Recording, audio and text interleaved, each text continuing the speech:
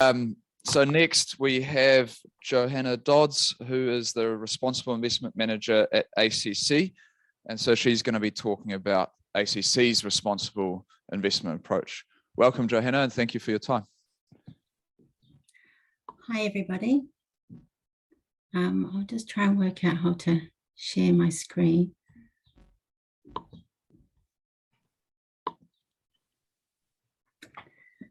Perfect. We can see that now. Great. Tēnā koutou katoa, ko Johannah taku ingoa, ka tangi te titi, ka tangi te kaka, ka tangi hoki ahau, tihei Māori ora. Thank you for having me here to speak today on ACC's approach to responsible investment. ACC is the Crown entity that manages and delivers a comprehensive non-fault personal injury cover scheme for all New Zealanders and visitors to New Zealand. We manage one of New Zealand's largest investment funds at around 50 billion in order to cover the full future cost of accepted claims. Around 60% of this fund is invested in New Zealand. Our empowering legislation requires us to maximise long-term risk-adjusted net returns. It also requires us to do so in a way that avoids prejudice to New Zealand's reputation. We therefore have an ethical policy which we publish on our website and update every 6 months. ACC acknowledges that there can be diverse views on what is considered ethical or not. We therefore use the laws of New Zealand to reflect the views of the substantial majority of the New Zealand population. ACC also takes into consideration those global ethical initiatives that we think represent the views of the substantial majority, especially if these are supported by the New Zealand government. ACC also takes into consideration our position in New Zealand society, in the health sector and in the investment community. And this can lead us to exclude activities which may not be unlawful, but are nonetheless considered unethical or not aligned with our position in the health sector, such as tobacco, which ACC excluded back in June 2006.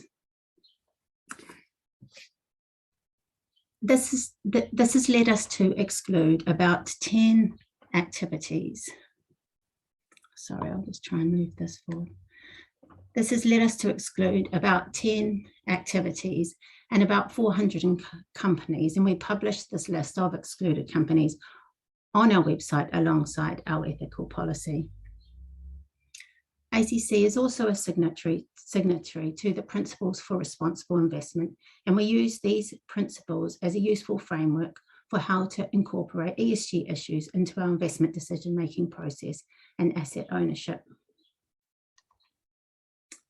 The PRI does not publish ESG standards, so we look to the principles of the UN Global Compact when we're considering whether the activities of a corporation, whether a corporation is operating in accordance to the minimum standards of responsible corporate behaviour.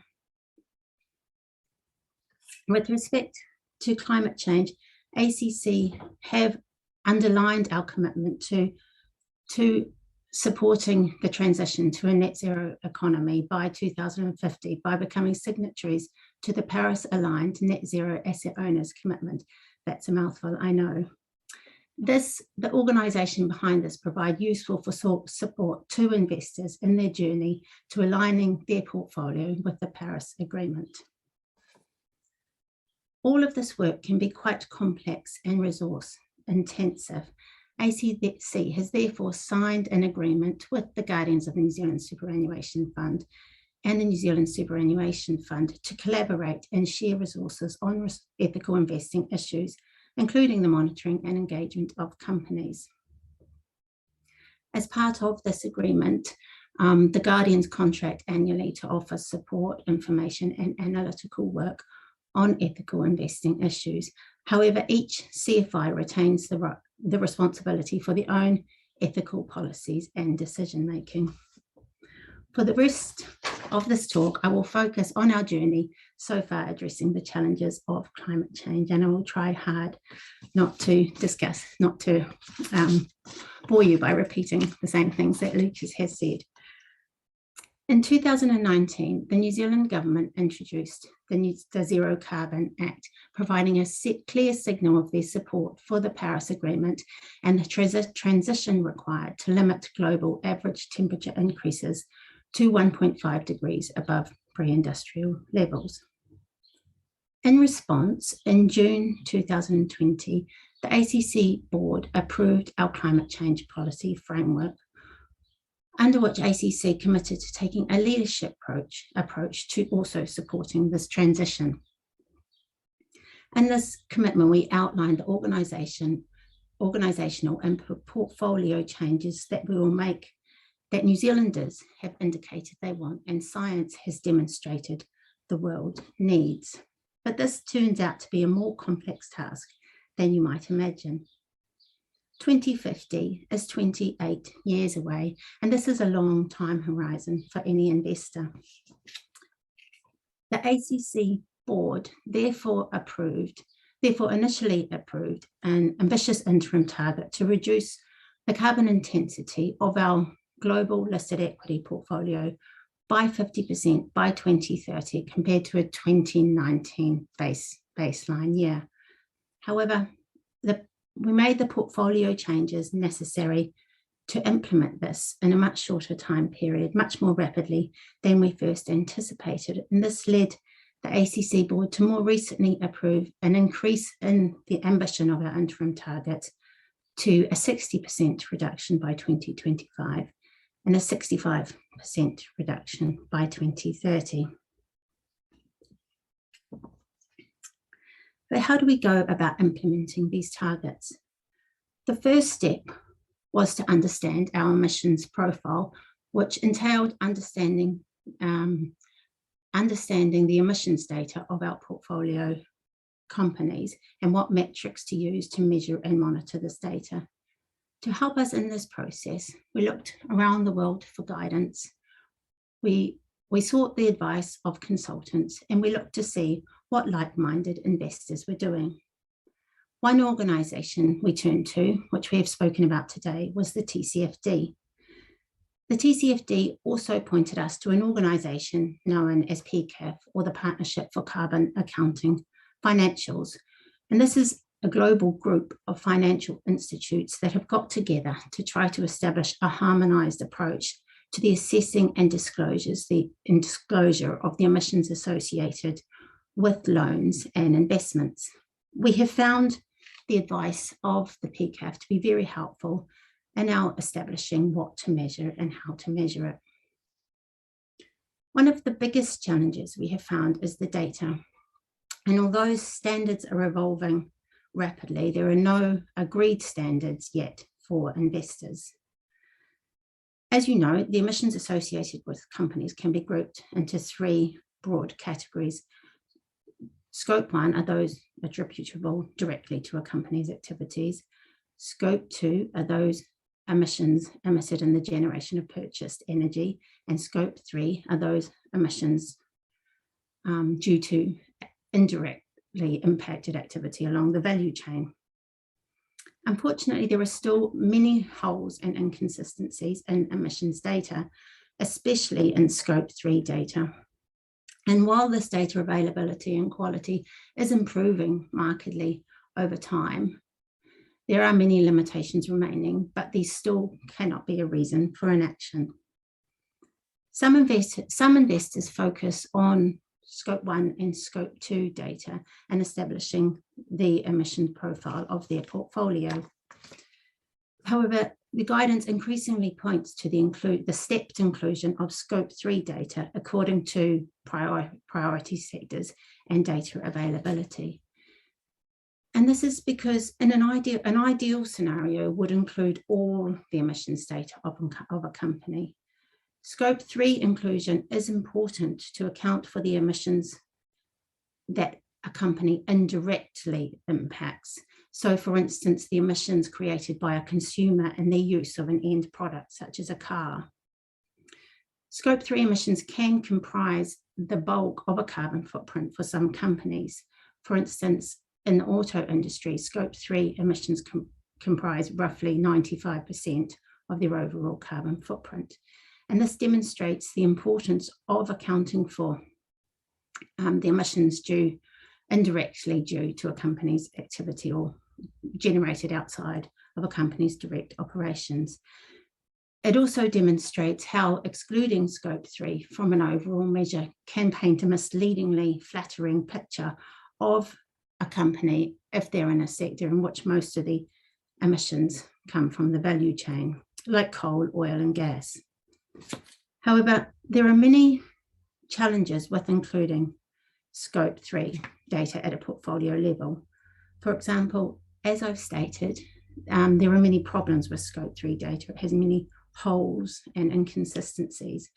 There is also no agreed consistent approach to its measurement at a portfolio across different industries, Also, including Scope 3 data at a portfolio level can lead to the double counting of emissions. For instance, the Scope 1 emissions of a trucking company, for example, could be the Scope 3 emissions of a coal, oil, or gas company. At this stage, there is no perfect solution to these challenges. It's simply a matter of doing what you can with the best information and data you can get. The approach we have settled on is to include the Scope 3 data of fossil fuel reserve owners, which we have estimated using production data. Scope 3 emissions of fossil fuel reserve owners can comprise the bulk of their carbon footprint. We have estimated this data because we don't think the Scope 3 emissions data is yet at a reliable standard. However, our estimation techniques seem to yield very sensible results. The next challenge is to summarise the carbon footprint of a portfolio. That is, what are we measuring and monitoring over time towards our reduction target? I won't talk about this too much because Lucas covered it very well. But like Lucas said, one obvious option is to use the absolute emissions or tonnes of carbon dioxide equivalent. However, this will vary, as Lucas talked about, with the size of your portfolio. Another option is to use the tonnes of carbon dioxide equivalent relative to the amount invested. But again, as Lucas pointed out, this will vary with share price movements. The option that we have settled on is to use carbon intensity, or the tonnes of carbon dioxide equivalent relative to US dollars in sales, similar to the super fund. This is a much more stable denominator, although this carbon intensity, like other metrics over time, but can be distorted by exchange rate fluctuations or inflation. We have yet to adjust for this because the solution is not immediately obvious. For instance, do we use producer prices or consumer prices to adjust for inflation? And also here, there is no agreed standard. So how do we go about achieving these targets?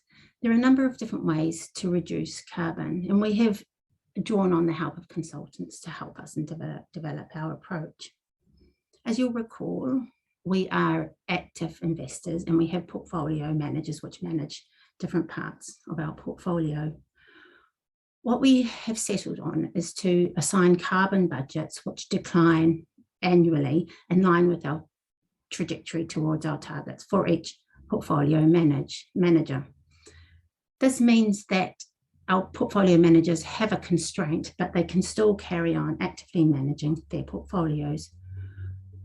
We have also decided not to allow investment in those companies which generate a large proportion of their revenue from thermal coal. Carbon intensive businesses are concentrated, and we have managed to make good progress in a relatively short space of time. As at June 2021, we had reduced the carbon intensity of our listed global equity portfolio by 45% relative to our 2019 base year. This is well ahead of the projected pathway to our interim targets. We acknowledge, Johannah, yes? sorry, we're just running a little bit low on Oh, sorry. Okay. next few moments. Yes. Thank you. Yeah, okay, I'll cut ahead. I was just going to say, we acknowledge that to be a responsible investor, however, means that more than steering away from high emitters, we also must be part of the solution. And in the long run, we also need companies themselves to change. So to aid this process, we must also further our engagement with companies, supporting them in developing their transition plans. And we also must further our increase in climate solutions, such as provided for in our new Climate Change Impact Fund, which I'll very quickly cut to. In June this year, ACC announced its intention to launch a $50 million impact fund focused on climate change. This fund will invest in opportunities that support New Zealand's transition to net zero by 2050 while generating a commercial return. To very quickly recap, ACC has implemented a climate strategy and we've made significant progress in a short period of time. What have we learned? How you measure carbon is important. Standards are evolving, and you need to instill flexibility in your approach so that you can adapt to allow your project to adapt and improve as standards evolve. Investor engagement is necessary as ultimately investee companies need to reduce their emissions.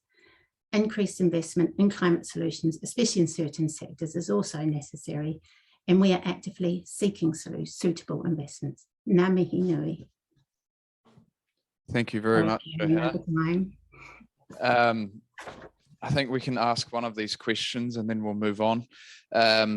You kind of covered the impact investing briefly around the Climate Change Fund, but Connor Roberts, who I think you've been working with lately, asks, ACC has a lot of fixed income assets due to your ongoing disbursement requirements or liability to pay out ACC claims. Can you talk about the difficulties of assessing climate change emissions for the bond market?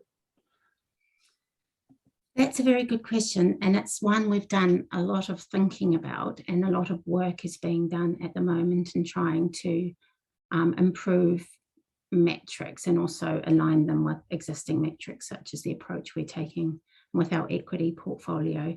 So yeah, it's an area we've been doing lots of work on, and we're hoping to establish an approach, but we haven't yet settled upon one. So I'm afraid I can't offer much more information than that. But we are actively looking at this and looking very actively at what's being done around the world and what guidance is being issued around the world on this. Great, thank you. Just to mention again, there is an academic paper that shows, also in one of the top journals, that bonds with higher emissions have lower returns as well.